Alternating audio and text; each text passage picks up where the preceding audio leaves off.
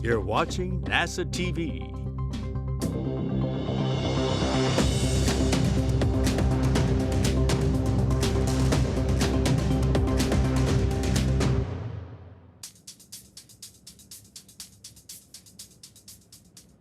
Good afternoon and welcome to NASA's Johnson Space Center in Houston, Texas. I'm Sandra Jones and we're here today to discuss a series of an upcoming spacewalk series outside the International Space Station. 2 spacewalks are scheduled in the month of October on the USOS segment. The first is October 12th. The second is scheduled for October 20th. This will be the 268th and 269th spacewalk in support of International Space Station maintenance, assembly, and upgrades. Today's briefing will address the programmatic and operational significance of the spacewalk, as well as all of the detailed procedures. Our briefers today are Dana Weigel, Deputy Manager for the International Space Station Program, Elias Murmo, Spacewalk Flight Director, Farouk Sabur, U.S. Spacewalk 89 Officer, and Sandy Fletcher, U.S. Spacewalk 90 Officer. We'll first start with some brief initial remarks from our briefers before opening it up for questions. We'll be taking questions on our phone bridge as well as on social media using the hashtag AskNASA. If you're on the phone, please press *1 to submit your question. And again, if you're on social media, use the hashtag AskNASA. So we'll now begin with opening comments from Dana Weigel.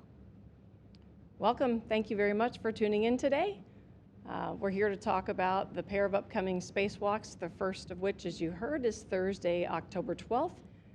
The first one will be conducted by NASA astronaut Laurel O'Hara and ESA astronaut Andy Mogensen. We've got a science objective for this EVA where we'll be looking at microorganisms that might exist on the exterior surface of the space station. Bacteria and fungi live in and around humans, and so of course we've got these microorganisms inside the space station as well. And there are some transportation mechanisms that allow for the gas that's inside ISS to move outside, primarily vents that we have for things like life support systems. So we're really curious to understand what microorganisms we might have outside and if any of those are able to survive the harsh environment out in space. The crew will take some samples in a couple different locations and then we'll bring those down to the ground to do the analysis. The crew will also install a high-definition camera which has with it an upgraded wireless access point. That's going to help improve and extend our wireless capability outside of the vehicle. Another unique aspect of the camera task is that we will do another demonstration or test along with it. We'll fly the arm from the ground with an EVA crew member on it. Of course, we have flown the arm from the ground for many years, but in this case, the novel part is having a crew member on the end of it. During the EVA, we'll also have the crew do some fit checks to help us with the future planned upgrade of the alpha magnetic spectrometer. This will be the first spacewalk for both Laurel and Andy. Laurel will be EV1, wearing the red stripes on her suit, and Andy will have the unmarked suit. Our egress is planned around 7:30 a.m. Central Time, and the EVA duration is planned for around 6 hours. The second EVA will be on Friday, October 20th. That EVA will have NASA astronauts Jasmine Mogbelli and Laurel O'Hara. On that EVA, we hope to remove and retrieve a failed communications box. That's called the RFG, or Radio Frequency Group. We'd like to bring that box home and refurbish it so we have it available as a future spare in case it's ever needed. The crew will also be replacing one of 12 trundle bearing assemblies. The trundle bearing assemblies help rotate our solar arrays. They're attached to what's called a SARJ. That's the Solar Array Alpha Rotary Joint. We've got a trundle bearing that's starting to degrade, and we need them to operate smoothly so we can easily track our solar arrays as station orbits around the Earth. That will be Jasmine's first EVA. She will be EV1, so she'll be wearing the red stripes for that EVA, and Laura will be EV2 in the unmarked suit. That EVA is planned for about 6.5 hours. You probably heard the great news that Frank Rubio returned last week aboard the Soyuz spacecraft, so he's back home on Earth after completing a record-setting mission. He spent 371 days in space, which is the longest duration mission for a single space flight. So wonderful to have him back home with us. Looking ahead a bit, we've got a Russian EVA on October 25th. That's EVA 61 for the Russians with cosmonaut Kononenko and Chub. And then right around the corner after that, in early November, we've got our SpaceX 29 Dragon cargo mission, which will bring food, supplies, and spares, and a lot of research to ISS. So as usual, it's always busy on board Space Station. We're really looking forward to these upcoming EVAs, and with that, I will hand it to Elias, the lead flight director. Good afternoon. Again, my name is Elias Murmo, and I will be the lead flight director for the second of the two EVAs that we have talked about so far. That's the RFG-2 removal to bring it back inside for refurbishment.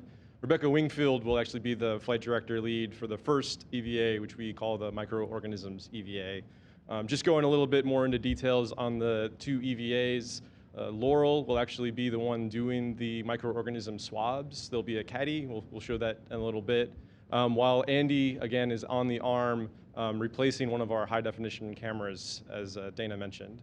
Again, what's interesting about this operation relative to replacing that camera is we will be doing it on the end of the robotic arm on Space Station, but controlling the arm from the ground. Normally when we do EVAs, any robotic operations that are happening on board are conducted by the crew on board the spacecraft. But again, over many years, we've done a lot of advancements in being able to operate the robotic arm from the ground to do things like science experiments or replacing other pieces of equipment on the outside of the space station. So this is just expanding our operational envelope of being able to, again, operate the arm with a crew member outside. Additionally, by doing this, it actually helps us develop some ops concepts that we can apply to the Gateway program as part of Artemis. Gateway will also have a robotic arm, and some of the tests of operations that we'll be doing as part of this EVA will help us inform the ops concepts for that future program. On the second EVA, the one that I am leading, the RFG-2, as we call it, this is, again, to retrieve the radio frequency group. We attempted to retrieve this earlier this year, but had issues removing it from a stanchion that's on the outside of Space Station. Unfortunately, we really need to get the RFG off of that stanchion to be able to put it back inside of the airlock, again, to bring it home and refurb it. So teams on the ground have spent many months kind of analyzing why we weren't able to remove it last time. And we have a pretty solid plan that we've practiced and developed with an additional tool that Sandy Fletcher will show us in a little bit, to be able to remove that RFG again from the stanchion and bring it inside. Overall, the plans and preparations for the two spacewalks coming up have been going on for many months. But over the past month or so, it's been going into high gear where we've got more development runs in the neutral buoyancy lab to really hone in our procedures and plans. And then the ground flight control teams have all been practicing in simulations to look at the various contingencies to be ready on those spacewalk days to support the crew. And then additionally, the crew on board, Andy, Laurel, and Jaws, who we talked to this morning, are all studying their procedures and plans and are ready to go out the door next week. So really, we're on what we call the road to EVA. It's a very busy time getting ready for the two spacewalks over the next couple of weeks. And with that, I'll hand it over to Farouk, who is the lead EVA officer for the first spacewalk. Thank you. And so for the microorganisms EVA, really this is kind of 3 EVAs in a single EVA. So for one portion of it, Laurel is going to be doing the microorganism sampling, and she's going to be doing that at the airlock as well as on the lab. In addition to that, she's going to go out to do the DC to DC converter unit jumper task. And this is a jumper that we're going to be installing on the P4 integrated equipment assembly task out on P4 element of the truss. So with that, we're installing a jumper to allow us to share power in the case of a contingency jumper failure. And then so while she is doing that task, Andy, he is going to be primarily on the robotic arm doing the high-def camera replacement task. After they are complete with both of those tasks, they will join together for the alpha magnetic spectrometer assessment. They're going to be going out to the alpha magnetic spectrometer, and they're going to be looking at the work site for a future EVA. So involved in this, they will need to get underneath some beta cloth, and then they're going to assess a patch panel. And then with that, I have a video to show more of the details of the EVA. U.S. Spacewalk 89 will be conducted by Laurel O'Hara as EV-1 with the red stripes and Andreas Mogensen as EV-2. EV-1 will egress the airlock and stow the microorganisms caddy on their swing arm. EV-2 will retrieve a medium-sized bag with a high-definition camera in it. After a quick buddy check, EV-2 will translate up the truss to the port side to set up for their next task. They will drop their safety tether as well at this location. Meanwhile, EV-1 will begin the microorganism sampling by first getting a control sample in free space. Then they will flip the microorganisms caddy to get to the sample side, open the thermal cover, and then take a sample of the vestibule area with the first sample from the caddy. They will then take a sample of the thermal cover itself. When complete, they will close the thermal cover and get another sample on the aft side of the airlock between two handrails.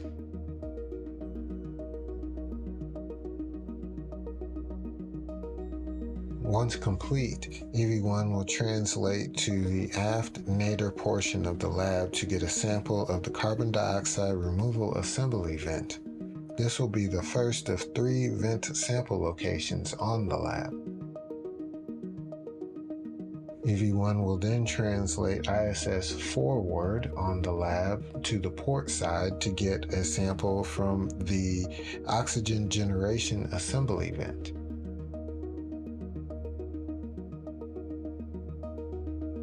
The last vent location is on the port nadir aft section of the lab to get a sample of the vacuum exhaust system. EV-1 will remove the multi-layer insulation to get sample on this vent and then return the insulation. When complete with all of these vents, EV-1 will translate back to the airlock.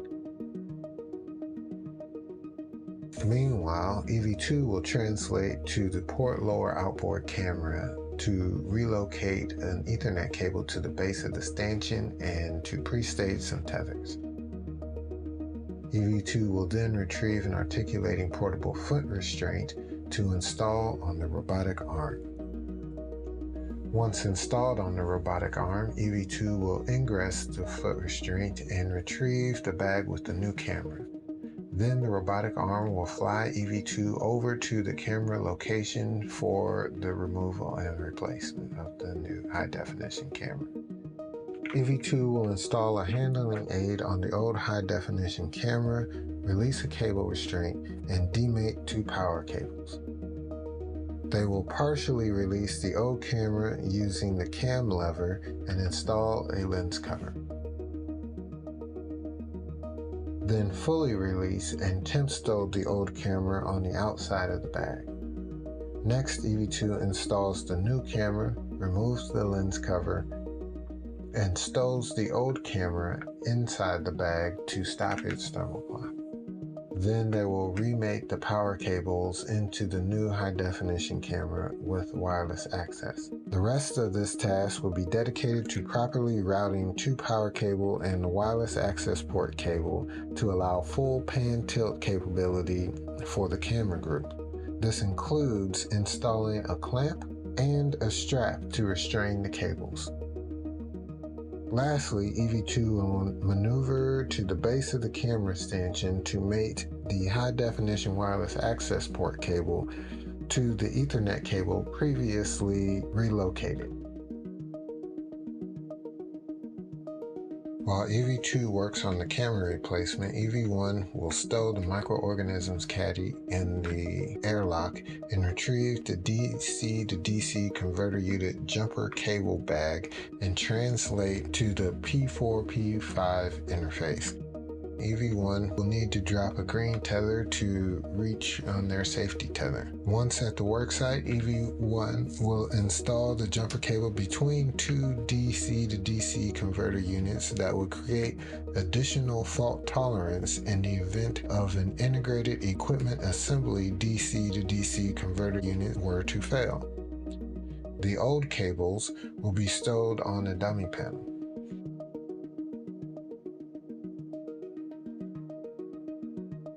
When complete, EV1 will check with EV2 to see if they need any help with the camera replacement, and then move back to the airlock.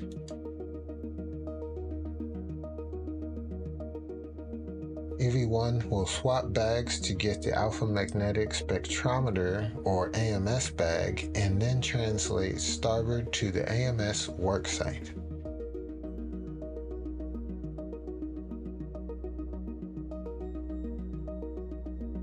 They will stow the bag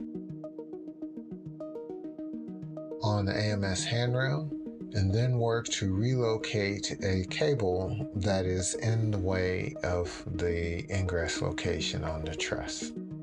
EV2 will be flying on the robotic arm back to the egress position. They will egress and clean up the robotic arm, including stowing the portable foot restraint and translating back to the airlock after they retrieve their bag.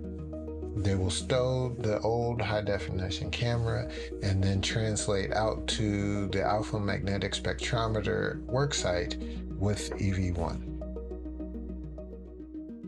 Once at the worksite, EV2 will guide EV1 into the truss near the patch panel, avoiding areas that could damage the hardware. They will work together to remove beta cloth by cutting the lacing cord. EV1 will test the connector demate simulator tool on the exposed connectors to assess access.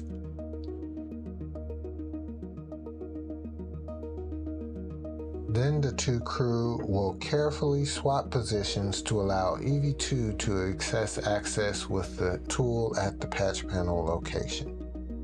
Again, being careful not to touch any harmful areas.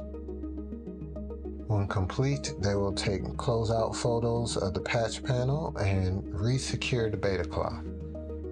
Then EV2 will egress the truss element, and EV1 will retrieve the crew lock bag, and both crew members will translate back to the airlock. And that will successfully conclude US Spacewalk 89. And yes, and I actually have a few show and tell items here. Can we get the image, please? So here is a hi-fi photo of the microorganisms caddy. You can see it has sample canisters on both sides. On the two sample side, this is our control side. So one of those canisters we are never touching, never opening, and that will remain the control. There is a second sample on the two side that we will open and wave and free space as a secondary control and free space. And then once complete, our samples that we're taking on locations at the airlock and on the lab are going to be on the 6th sample side. Now I have some hi-fi hardware to show you. So the canisters look like this, and they are sealed inside so that they are safe from anything in the environment until they are opened. Here we have the handle. These are modified old shuttle tools that have been used for this purpose. So on the handle, you stick it into the caddy end effector, and then you can just press the locking lever and rotate, and then pull the sample out like this. And this will show you on the end of it, it's a standard COTS example of a swab that we will be using for each of the sample locations. And then so we have to be very careful that this swab doesn't touch any inadvertent areas because that could invalidate the science. And then once complete, you very carefully put this back in here and then rotate it to the locked position. And then to remove the handle, you slide this down to reveal 2 levers, press them, and you can pull the handle off. So the other piece of hardware that I have here is for the alpha magnetic spectrometer evaluation that we're doing. So on the future EVA, one of the assessments that the team is very interested in is they want to use some of these cable locations for various future needs. But they need to know what kind of access they have to these various cables on this particular patch panel. So they created this DMate tool that they plan to use in the future, and this is just a simulator tool. So they want to see if they can need any modifications to the tool in order to access any of the samples. So how you use the simulator tool is they're going to stick it over the cable, careful not to inadvertently demate, because we don't want to demate any of these cables on our EVA, to see if they have access. And they will do this same operation with 12 different connectors to see what their access looks like. In the future EVA, they will choose the 3 best cable locations to see how they can reintegrate signals and information. And that is all I have for the microorganisms EVA, and I will hand it over to Sandy. Thank you, Frick. Good afternoon. So I'll talk to the radio frequency group, or RFG EVA retrieve number 2. What we're doing is really 2 EVAs. Farouk has 3 in 1. I have 2 in 1. First half of the EVA, we're going out to the port side of the International Space Station. The primary task out there is to do the remove and replace of the trundle bearing assembly. Laurel will be doing that task. Meanwhile, Jasmine will be doing a number of other tasks. One primary task is removal of an H fixture. This is an attachment to the beta gimbal assembly. We need that H fixture removed so we can install an ISS rollout solar array later in a future EVA. She's going to also do a cable adjustment so that we have free movement on one of the camera ports outboard on the station. Then once we're done with the port side task, we'll actually come close to the airlock. We'll be on an external stowage platform, and we'll be doing a second attempt at removing the RFG from mid-stanchion. So we've done quite a bit of work. We understand what the primary cause of the RFG not being removed. There are 5 aft wedge clamps that are holding the box onto the stanchion. And we will show you a video and describe the EVA, and then I'll come back and show you the tool that's been designed. This is the second radio frequency group retrieval EVA. EV1 and EV2 egress the airlock and proceed to the forward face of the truss. Heading port, the crew put down safety tether green hooks and continue outboard of the solar array rotating joint.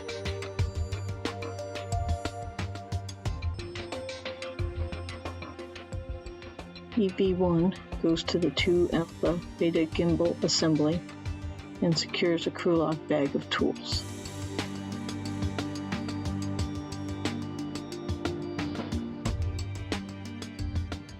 Using the pistol grip tool, EV1 releases 4 bolts on the H fixture and then removes it. EV1 then surveys the worksite.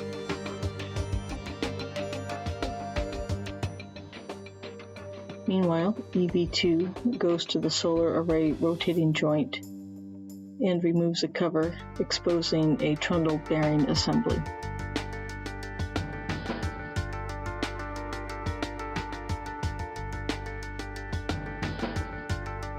After disconnecting an electrical cable, EV2 uses the pistol grip tool to release 3 bolts and remove the trundle bearing assembly.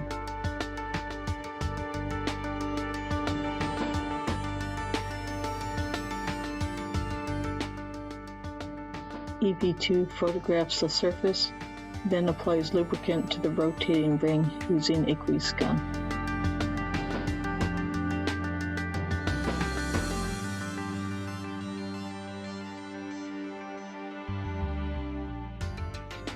Back at the Beta gimbal assembly, EV1 continues a photo and video survey of the sites where an ISS rollout solar array modification kit will be installed on a future EVA.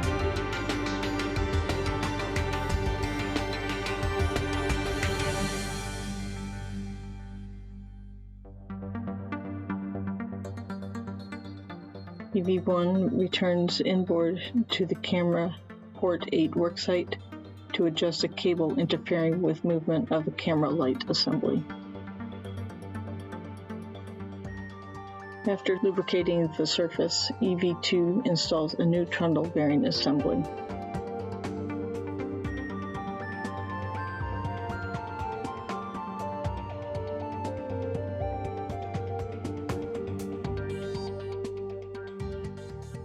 EV2 then certifies the worksite. EV2 surveys the worksite before replacing the cover.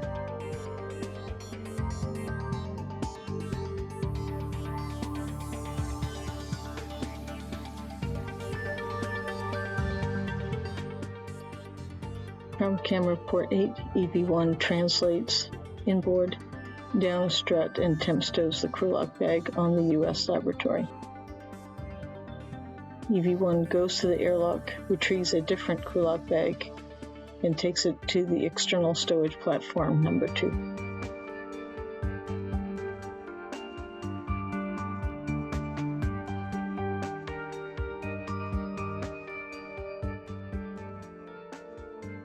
EV1 retrieves a portable foot restraint and installs it on the robotic arm.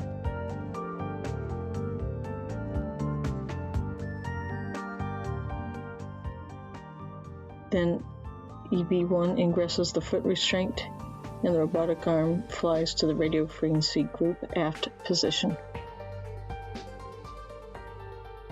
EV2 returns along the truss back to the airlock, stowing the large bag outside the airlock, and joins EV1 on the stowage platform.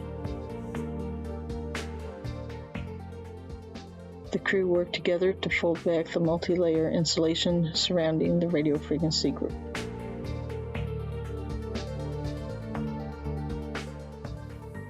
At the aft wedge clamps, the crew remove any rubber covering the clamp nuts using needle nose pliers.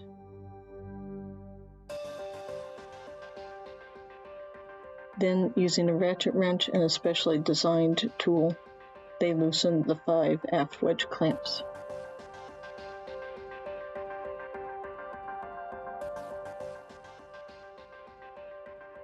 EV1 is then flown to the forward face of the radio frequency group, releases 4 structural bolts, then removes it from the stanchion.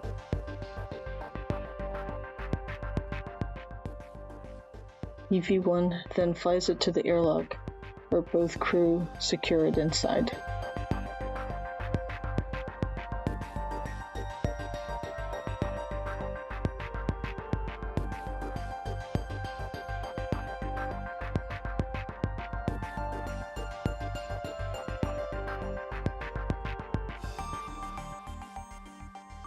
Back at the stowage platform, EV1 egresses the arm, removes the foot restraint, and retrieves the earlier temporarily stowed tool bag.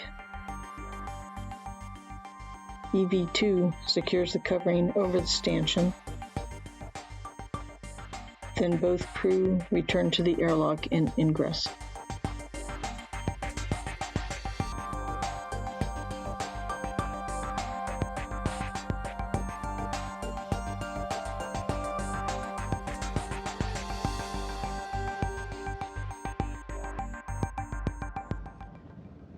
So this is our specially designed RFG wrench.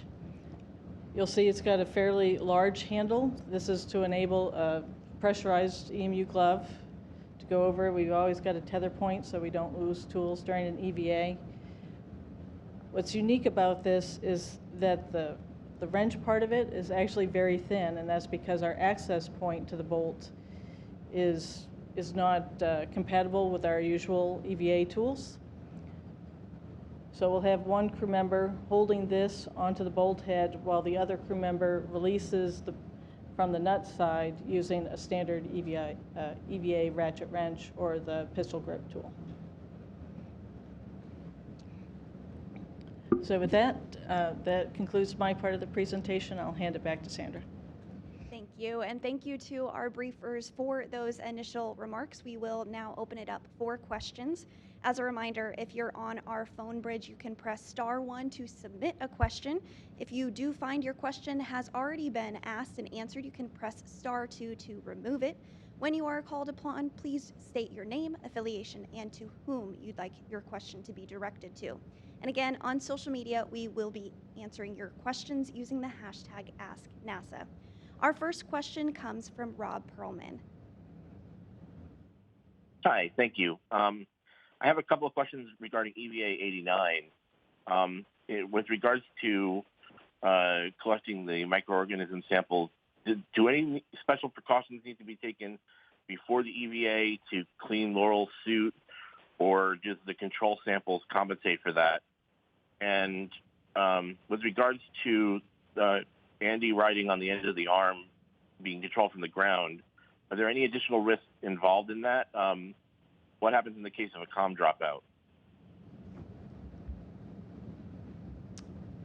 So yeah, I think I could take both those. In terms of the vents and where the swab locations are for Laurel, these are all just gases inside of space station that are going outside, so there's really no concerns to the contamination on the suit and no real additional precautions that we have to take relative to there.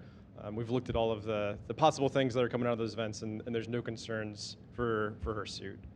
In terms of the second question, for the end of the arm operations robotically, during the entire EVA, Jasmine will actually be a standby on-board robotic operator. So that's how we're mitigating any concerns of a comm dropout during the spacewalk. And we have worked with the crew extensively to make sure that they're ready to take over, again, in case there's any unexpected issues. And we have contingency plans for that. So from a safety perspective, no concerns. We've mitigated the risks relative to comm dropouts. Thank you, Elias. Our next question comes from Facebook. ARMDC wants to know, what is the temperature at this height during a spacewalk? Let's see.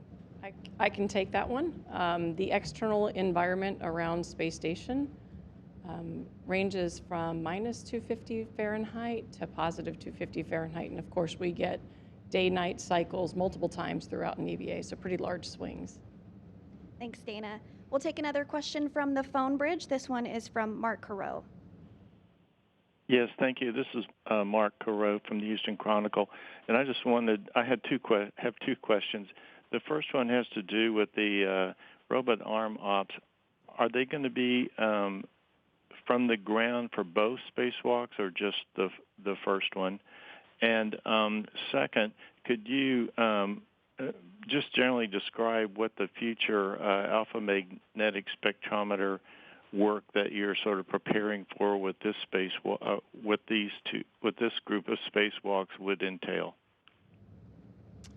Yep. So for your first question, we are only going to do the test objectives for the ground robotic operations on the first spacewalk. The second spacewalk, we will have Andy operating the arm from onboard the ISS. And I think Dana will take the second part of that question. Sure. Let's see, for your second question, you're probably aware the alpha magnetic spectrometer is looking at the composition of galactic cosmic rays. The goal with the upgrade is to be able to get more data, so more data throughput and higher accuracy. And so the terms they use with the AMS is instrumentation layers, is the terminology they use. The goal is to build and install a new outer layer and upper layer, which again will give us more data throughput, and also higher accuracy. And so there's a series of EVA tasks. This early one is really going to help, as Farouk mentioned, to understand what cabling connections could be used to help connect this future upgrade. And so that's going to inform some of the design solutions in the future. And then there's a series of EVAs to actually install the tracker and to address some of the challenges that come along with heat rejection once we install that. So those are some of the future EVAs. Thank you. We do have a couple more social media questions, but if you are a reporter on the phone bridge, please press *1 to go ahead and get that question submitted.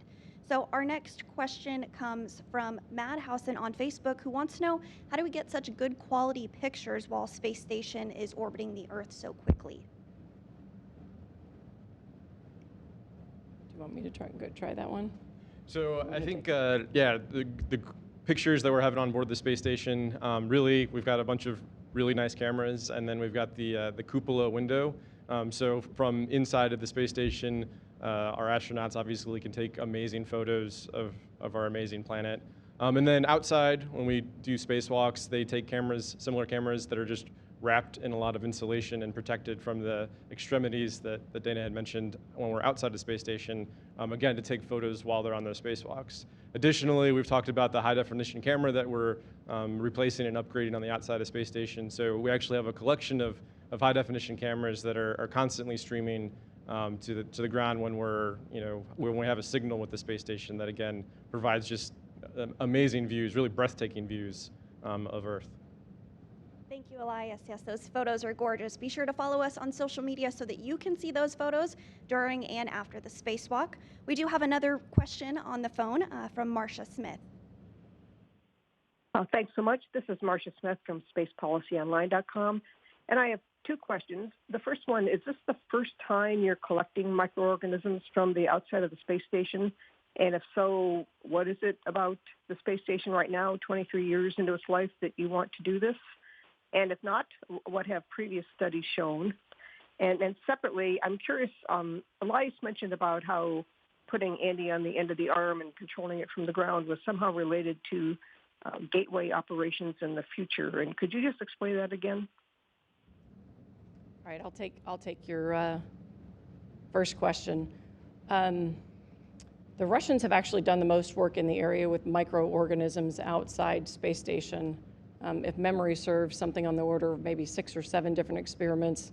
I'd have to go and check the actual number. So they have a lot of results, and they've been studying this for a while. There are a lot of publications that are already out there, and so, of course, that's piqued our interest, and we're trying to also understand, based on the extensive knowledge we have of our environment inside, we're curious what may actually move outside with us and what might survive. Part of it's just basic biological curiosity about what can survive in this anaerobic, harsh environment. But the other part of it does have applications to future exploration and just understanding what types of interactions we might have with environments or future planets, for example, and things that we could end up bringing with us. And then for the second part of your question, how does this apply to the Gateway program? So I think everyone's familiar. We have a Gateway program currently in development. We're in requirements. We are designing this space station around the moon that'll enable us to be a staging point for our Lunar Lander and Artemis programs to go to the South Pole. That will have a robotic arm similar to what the ISS has currently. And really, this new operation of having the ground control of the arm on board the space station is just a different way to interface through software and applications that may look more similar to what Gateway is doing. So really, this is just providing another way for us to operate the arm from the ground during a spacewalk, which will help inform those requirements and ops concept development that's going on with our Gateway program. Thank you. And we do have another social media question. Speen Reese on Facebook wants to know if astronauts are exposed to more radiation while on a spacewalk than while inside the International Space Station. Okay, I can take that one. They are exposed to a bit more radiation when they're outside doing a spacewalk. Of course, the suit does offer some protections, but inside space station, we have a lot of dense metallic equipment, which is a great barrier to radiation. The way our modules are designed, the equipment is located on the outer portions of the modules, and that helps offer additional protections to the crew from the radiation environment. Thank you, Dana. We do have another media question from Robert Perlman. Again, about EVA 89. About 16 minutes after Andy and Laurel exit or begin the spacewalk, the psych launch is scheduled. Do you know if the space station is going to be, at this point, do you know if the space station is going to be within view of Florida and whether they might have an opportunity to see the launch while on the EVA? Yes, I don't actually have that answer, but we can get back to you and see if the space station will be in view of Cape Canaveral during that launch. But good question. Thanks, Robert. We'll follow up with you on that one. Good question. So that is actually all of the social media questions that we have for today, as well as all of the questions that reporters submitted online. So thank you all so much for joining us for today's briefing, and thank you to our briefers for being here as well. I do hope that you'll tune into NASA TV to watch the series of spacewalks. The first spacewalk on October 12th is scheduled to begin at 10 a.m. Eastern and last about 6 hours. NASA TV coverage will begin at 8:30 a.m. Eastern for the first spacewalk. And the second spacewalk on October 20th will begin at 7:30 a.m. Eastern and last approximately 6.5 hours. NASA TV coverage will begin at 6 a.m. Eastern for that spacewalk. So thanks again for joining us. That will wrap up today's briefing.